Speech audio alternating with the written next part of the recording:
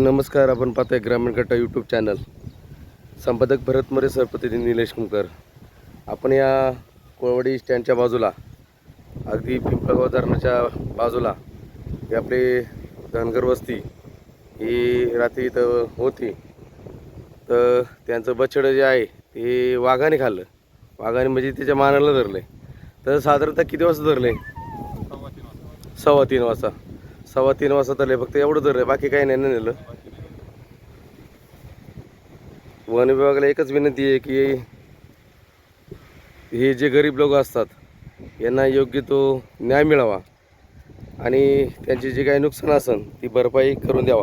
आपण वन विभागाला फोन केला होता. कोणाला केला होता? मालिक. ते काय बोलले? पंचनामा करायला येतो. बरं, ठीक आहे. ते आल्याच्या नंतर मला फोन करा. धन्यवाद.